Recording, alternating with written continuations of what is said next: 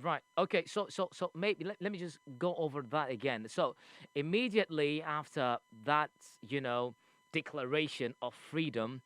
So do people still celebrate that this particular day the same way that people say back in the days when this particular day was declared?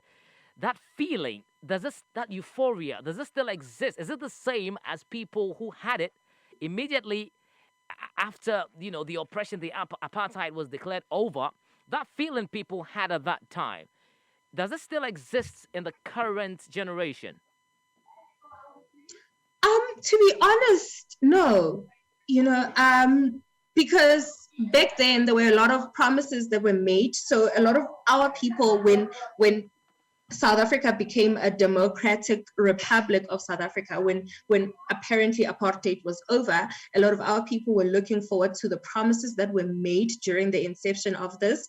A lot of our people were looking forward to the opportunities that they were promised. So there was a lot of excitement then in Okay. celebrating Freedom Day. And, within the first few years of the inception, Nelson Mandela was still the president. Yeah. So people were still looking forward to him implementing, everything that he promised our people that he would. And then now, fast forward to 2021, we have unemployment rates that are just up so high, and we have a lot of people that still feel like they can't get into school, they don't have enough opportunities that are offered to them. So I don't think people still feel as excited as people then felt about Freedom Day.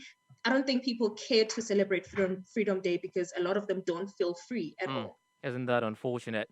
So clearly something has changed. The feeling before and the feeling now, something has Yeah. definitely changed. Unfortunately. Yeah. Now, Yeah, sure. And this, the leading party, I feel a lot of people feel like it's kind of failing them. There's a lot of money that goes missing within different departments in the government. So I think a lot of our people have kind of lost all the hope that mm, they had when at the first point of inception. mm. They had a lot of hope, but now I don't think people still have as much hope as they did back then. Amazing. Now, this brings me to my other question, as much as you've answered my next question. So it means that since the passing of Nelson Mandela, of course, an iconic figure globally, there has been a shift in the view or the way people see freedom. Is that the case? Um, okay, so this one I will just answer in my opinion, right? Okay, amazing. Based Right. on my personal Okay, experience. Yes. right, So I've been very lucky to be part of the Nelson Mandela Foundation's delegates since 2015. right. So I've had an opportunity to attend events hosted by the foundation where we are addressed by great people like Barack Obama, Bill Gates, Oprah Winfrey, just to name a few. Right. So what I walked out with, or what I walk out with every time I go to such an event, is I need to live my own legacy. So that's what I think Nelson Mandela was just trying to teach us. Like, have your own story to tell, Right. create your own path. So that's what I've done in my life. Because Mm. there was a time when I graduated, and for the first 2 years, I couldn't get a job. So I didn't just sit and wait. I started my own catering business. I was selling food from the corner of my house. And that's how I was, fending for myself. So I think for me, the shift has been like how it shaped my point of view is I always need to strive for the best. I always need to, just put in my best effort. So that's the greatest thing that I've ever had to walk away with. Amazing. That's But great. for Mm. yeah, but for some people, I don't know, we have a lot of entitled people, I guess, if just for a lack of a better word, they feel like opportunities should be spoon fed to them, Yeah. which is not always the case. Right. Which is not Right. always the case. Mm, Yeah. mm. Great. Let's talk about this particular one, which is something that I have very peculiar interest in. It has to do with, marginalization. Talk about the shanty towns. I mean, unstructured habitat. I mean, housing thousands of people. Of course, very, very low area in terms of development. people do not have that equal opportunity as those in the upper class and what have you. Now, what has been done towards, demarginalization in South Africa? Because, I mean, I'm a citizen, I'm an indigenous person of South Africa, but I'm living in a slum. And then, what has been done to eliminate such a, system? Yeah. Okay. So again, from my own personal experience, Mm, I come from nothing. I come from a very small house in a township called Davidson, and however, there was a bursary scheme called NSFAS. So that's the National Student Fund in South okay, Africa that's being offered to students. So I applied for that, and that's how I got through university. They paid for me. right. So I made sure that I put in my best work. I have the best marks for them to keep on funding me, for me to even get to where I am today. So today I'm in a much better position. Right. And I think that's because I applied for that. So there is that put in place, but however, you still need to maintain it. You Mm, still need to put in your best effort. You need to still deliver the best results that you can. okay. So there are a lot of things that are put in place for people to just kind of upskill themselves. Okay. We have free courses that happen. We have free education now. Public schools have free education. So your kids literally have no reason not to Not go to to go. school. Right. But yeah, but we still have people that are not in school. We still Yeah. have people that drop out. We still have people that just want to blame the government. We still have people that fight for houses, free houses. But at the end of the day, I mean, we all have the same opportunity to just kind of rise above everything and make the best out of ourselves. Great. I have with me my colleagues Epifania, Joko Tugligui, and Hafiz, as well as your already established friend Mame. They have some questions for you. Let me start with Hafiz. Hafiz, you have the mic, and Tololo. Ha. I'm sorry, Tolo. Can I just teach you? Yeah, teach Okay. me before I bump into something. That's not healthy. Help me out here. The name. Okay, it's Tsholofelo. Okay. Tolo. Tsholofelo. Yes. I did that correctly, didn't I? Great. Yes, you did. So Hafiz, Tsholofelo Mashego Okay. is live with you if you have any questions. All right. Thank you very much for joining us. Hello. Yeah, can you hear him? Can you hear me? No, she cannot hear Wow. you, unfortunately. But what was your question? Okay, my question is simple, really. I want to know. I mean, she's seen a lot of Freedom Day celebrations back in the day. Yeah. Before COVID, that is. Okay. I want to know. I mean, there's this chatter I picked up on Twitter about how white South Africans normally abstain from these public gatherings, especially of national events. Okay. I want to know the truth to it. Is there something to it? Okay. Okay. So let me just get his question over to you. So what he's saying is he chanced upon this, publications on social media and what have you that some white South Africans, Not don't some, mostly white South most white South Africans do not take part in public gatherings, especially when it has to do with public, celebrations and what have you. How before true is COVID, that? Yeah. I think we have actually a few white people. I know I work in an environment where the white people are more active than the black people.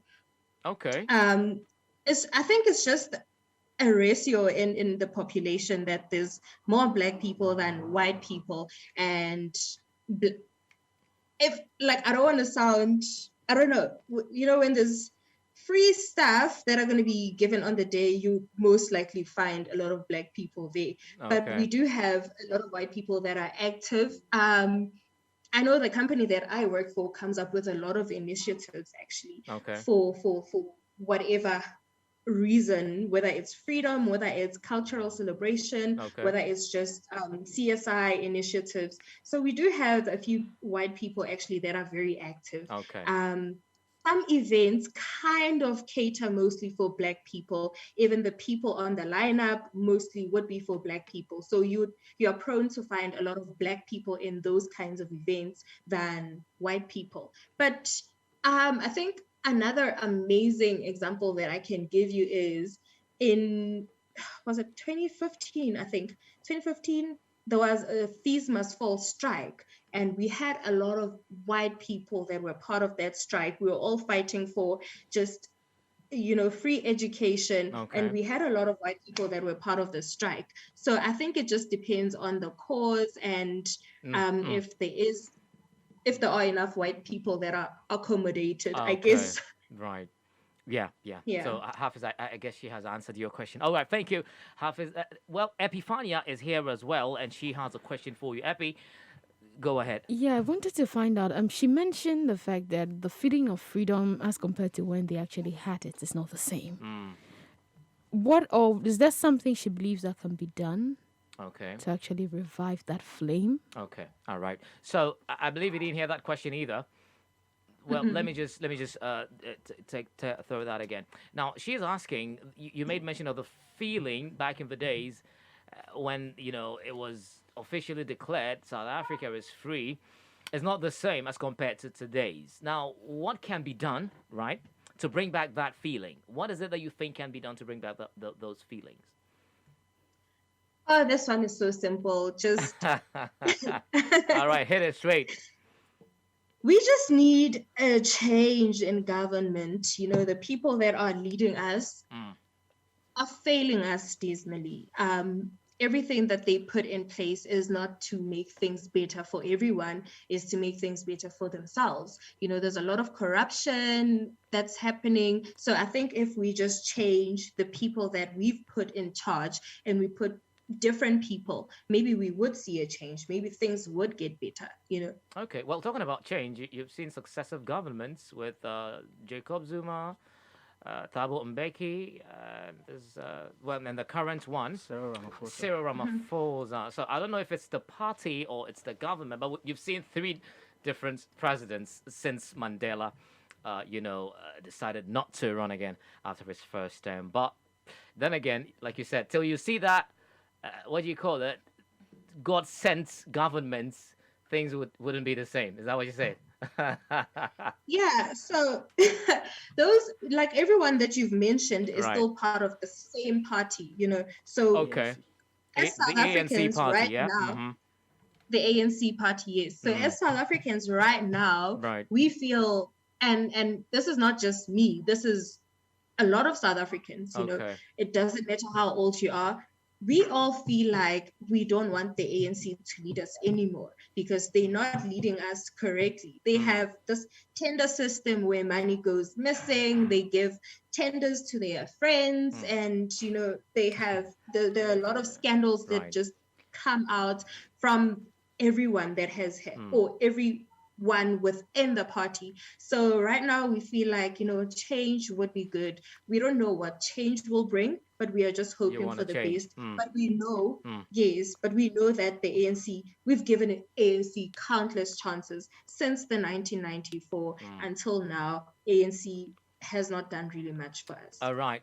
Let's get on now to Mame. Well, I will be uh, taking a question again since you cannot hear them from here. But Mame, your question, so I could. Okay, so the last time she and I spoke, she was talking about them being on level 3 of lockdown. Yes. So I wanted to ask how the whole COVID situation is. I mean, they have the highest number of cases and the highest number of deaths on the continent. Yeah. So how is it like?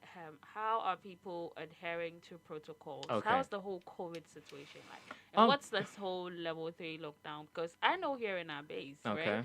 If it's a lockdown, it's a It's a lockdown. lockdown. You don't go anywhere. There are no levels. It's Okay. the lockdown. Right.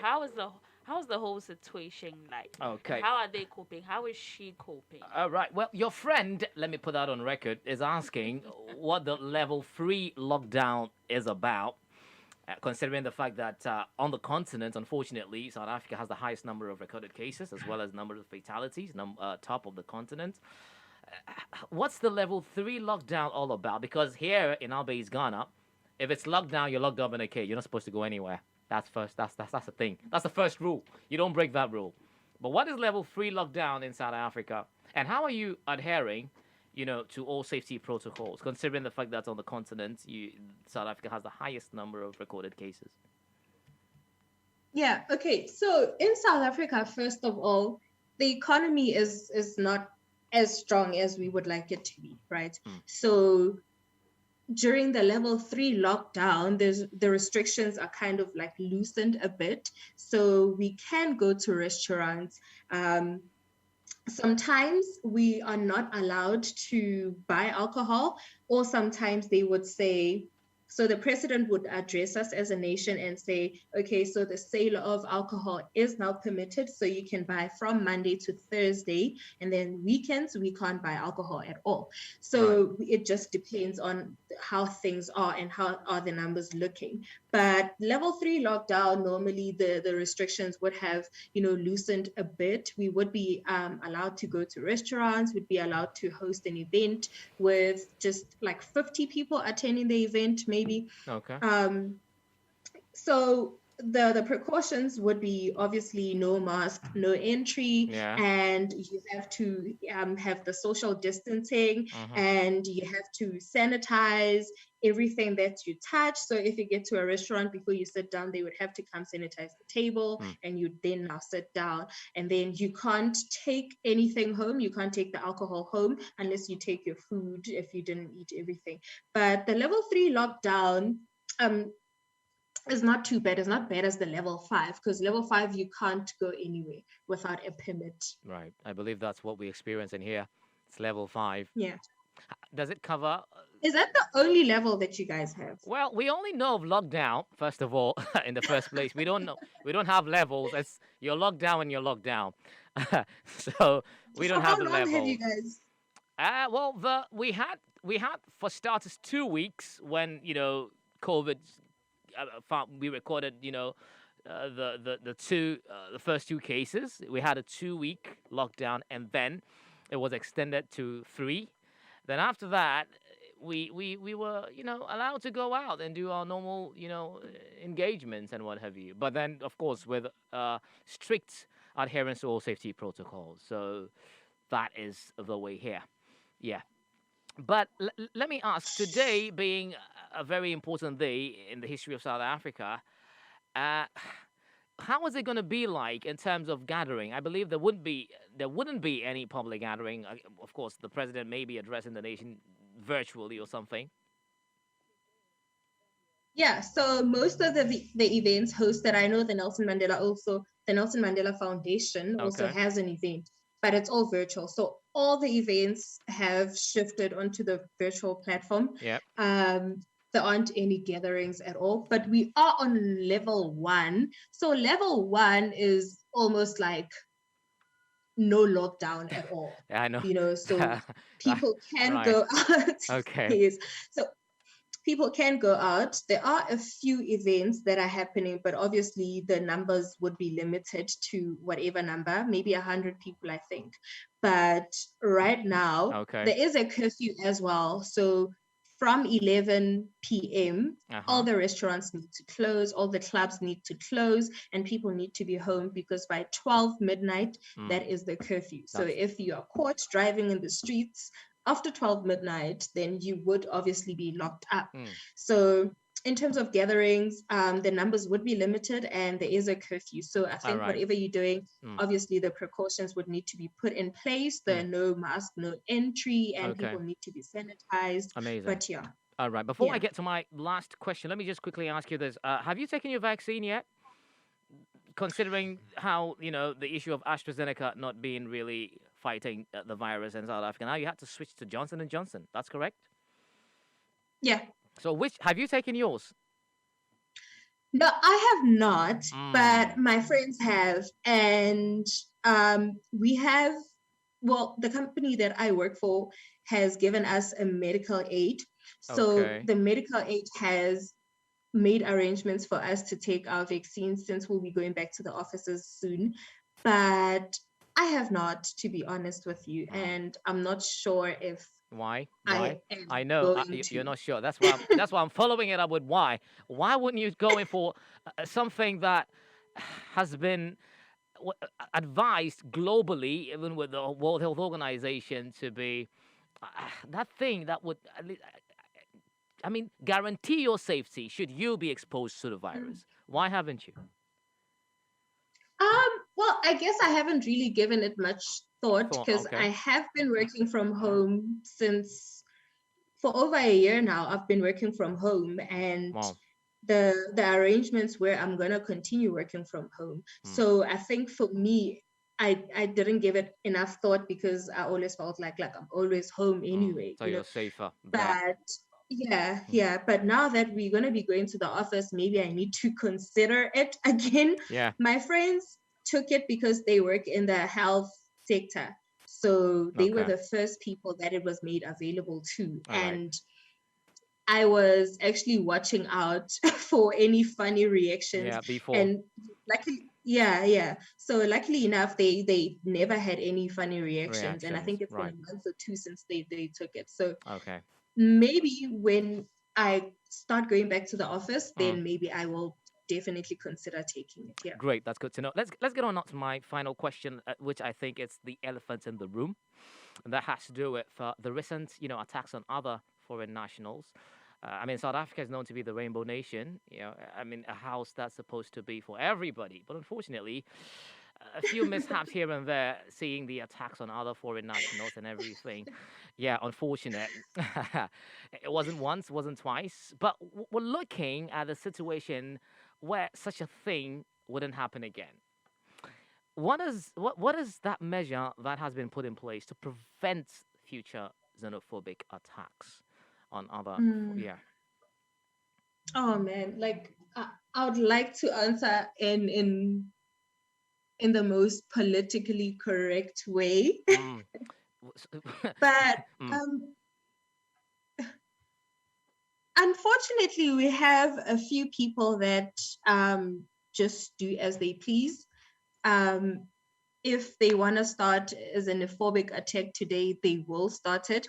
But we do have a lot of people that are trying to protect. I have a lot of foreign friends, Right. so I, I know in varsity, if there was the xenophobic attacks, if they were happening, I would be the only person that goes to school, and I would bring back the assignments or whatever it is that I need to bring back for them, or the notes or whatever. Right. So we do have a few people that try to protect foreign people, Okay.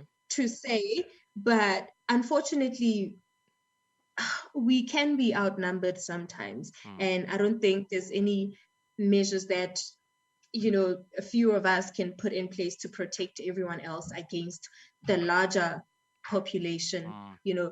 or the stronger people, the people with the Okay. weapons, the people. Yeah. But this is you, a So civilian, talking the governments, maybe security agencies, security forces, uh, something of that sort. yeah, I mean, for PR purposes, they would issue statements. The Right. government would issue, yeah. But I mean, if you're the government and you're in charge and you have control, you should be able to stop this. But Right. why hasn't it stopped? Why has it happened so many times? Yeah. Anyway, thank you. This has been very fruitful and insightful, I must admit. Thank you. Tsholofelo Mashego. I hope I mentioned that correctly.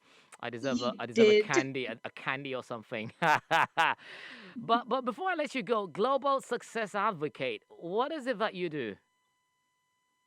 Okay, so initially, I was recruited into the company to be a customer success advocate. Okay. And then 3 months later, I was moved. So, customer success advocate is level 1 position. And then now that's more like of a junior level position. And then now 3 months later, I was moved to the global success desk. So that Okay. is your level 2. So now we are a cybersecurity company. Okay. We work with a lot of big companies, and we basically do security for them: web Right. security, email security, anything you can Okay. think of. Right. And then now the position I'm in, I service any customer in any part of the Of world. the world. So Amazing. whether it's the US, Mm. Europe,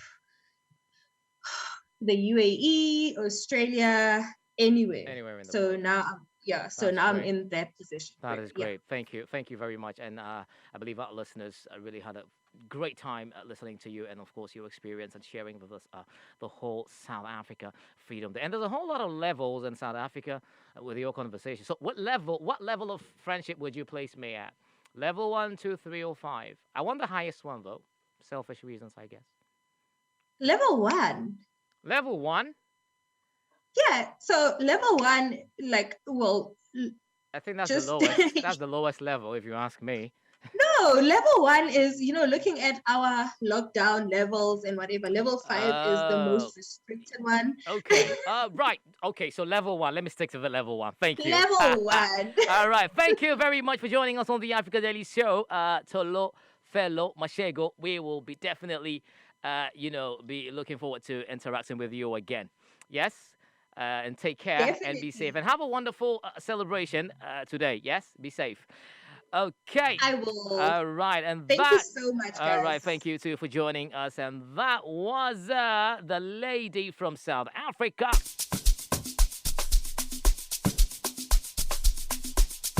Tsholofelo Mashego, a global success advocate with the Global Success Desk at the Mimecast, which is a global cybersecurity company. And she has been with us today on Zoom, talking to us about the whole South Africa Freedom Day and how it's been celebrated and how it was perceived back in the days and how it is right now. And clearly there has been some few changes, and of course has to do with the operations and doings of governments and everything. So they're looking to see that change manifest. But let me bring in my colleague so we can also touch base on some of the conversations so we can proceed. Hafiz. Yeah. Interesting one, huh? Yeah. Said a lot. Yeah, she said a lot. She said a lot. And the last bit of the question about the elephant in the room. And, exactly. That The xenophobic very issue. yes. It was a bit uncomfortable, you can feel that she was very uncomfortable. Yeah, she answered this politically correct. Yes, she was just trying to. It's a sensitive issue. It's very sensitive. It's a sensitive actually. issue. She didn't exactly have the words to. Exactly. Or to excuse the behavior of her compatriots. I mean, it's just every now and then it happens. Yeah. But it's rather unfortunate that, per her submission, it looks like nothing concrete is on the ground to stop this from ever happening again. Right. And it's very unfortunate. Hopefully it's the last of it we've seen. Absolutely. Anyway. Absolutely. But I'm going to take you back to my question, the question I asked, trying About to find out the involvement of the white South Africans. Yes, right. Because look, if you take a look at the history of South Africa as a nation, South Africa is one country that has a very complicated past. Okay, in one breath, you're talking about Independence Day, you're talking about Freedom Day, and everything. And in all of these days, now notice something. These are days that chances are a lot of black South Africans would actually celebrate more than their white compatriots. Yeah. Yes. I agree. Given the history or the story behind all these celebrations. They were also given the opportunity to be equal. Exactly. Take the Freedom Day, for instance. I mean, it's one of those days where it's a day where there was some shift from the white minority rule to the black majority rule. Very true. And so it's only okay to suggest that. I mean, the black South Africans would find this dominates the scene. Yes, exactly. Would find this day something worthy of celebration. Right. As against their white compatriots. So exactly. And there's this talk about how a lot of them aren't exactly turning up in public events, especially before COVID, where to celebrate these days, they feel. I mean, there's that tendency to think that such national days is more of a day belonging to black people rather than white. Yeah. And so I wanted to find out what exactly the mood is usually when these things happen. Yeah. Well, I think she mentioned it's relative. It mentioned the strike issue, of course, fighting for something that has to do with national interest. The school thing she made mention. She's just sounding politically correct, but you better you don't digress. That's the whole thing. Yeah. Because I mean, if you are to look at the situation on the ground, I mean, there are, I mean, going back to their histories in somewhere like 84, I think, a lot of them, you'd realize that even the then Afrikaners, a national party that, that instituted this whole, ANC. no, the Afrikaners, party, that Okay. the national party that actually was behind this whole apartheid regime. Okay. Yes, that was, and the Afrikaners are usually the Dutch descendants, the white Right. population, yes. And back then, when you realize there was so much pressure around 84 on them to actually do the right thing, they decided to reconstitute the constitution. And in fact, they even allowed immigrants, Indians, and even the mixed colored ones, they call the colorates, Right. yes, to have a seat at the table than have blacks Mm. at the table. So that was how bad the situation was. Right. So you can imagine the sort of celebration, the jubilation that went in there when they finally got the right to vote and Exactly. make their own decisions. So that was just the whole brain behind, the whole idea behind asking her, trying to gauge the mood, Yeah, especially yeah. because I mean, if anything, someone would say that white South Africans should be the ones celebrating more. I mean, it's been the last 20 years that they've been, they've been free, and you don't have white South Africans complaining of their jobs or their Yeah. homes taken from them. They Yeah. still have it. If anything, I mean, the economic pegs that comes with Right. being a white South African is still very much intact. So, Hmm. I mean, if there's Okay. anybody that has reason to celebrate, It's they should them, be huh? celebrating anyway. So. Okay, thank you, Hafiz, for sharing. Let me hear my mate. And get to Epi as well so we can proceed. I believe today we're going to be elapsing into the next hour. That is 4 because we are actually out of time. But, Mami, let me hear your take on interaction with Tsholofelo Mashego. I'm taking my time to mention the name. Yeah. Well, it was a good discussion. Mm-hmm. And what can I say? I Anything. think looking at the whole xenophobia thing, I think it's about knowing what's right and doing what's right. Because we cannot talk about wanting an independent continent, Okay. and then when foreigners are in our countries, we decide to hurt them or we Yeah. decide to tell them go back to your country. Right. You cannot say that somebody's in my country and is working, I don't have a job, so it is them who is keeping my job. It doesn't work like that. Right. So it's just about knowing what's right and then doing it. She talked about how she used to do things to protect her fellow students, like her classmates who were from other countries. Right. Because if you go out, you're getting hit. So she used to take them notes from school, assignments, and all of that. That's how So I bad think it is. it's basically about the people themselves knowing what's right and doing what's right. I mean, we're talking about how we do not want whites to see color. Why then are we doing it to our own people? Right. All right. Thank you, my mate, for sharing that. Let me quickly get Epi's own take, and I will continue on the show right here. Epi. Yeah, I'll just say that it's not about the government changing, it's about the people, because the next party could come. But if the individuals themselves mentally, like we mentioned the Daily Fix, if there's no lack of integrity, it doesn't matter which party is sitting in place. And if we don't have the right system set up in the country, anybody can come and do as they please and we can't hold them accountable. Right. Right. All right. Very short. That's all you have. Thank you very much for sharing. The show is Africa Daily on Africa Global Radio. Let's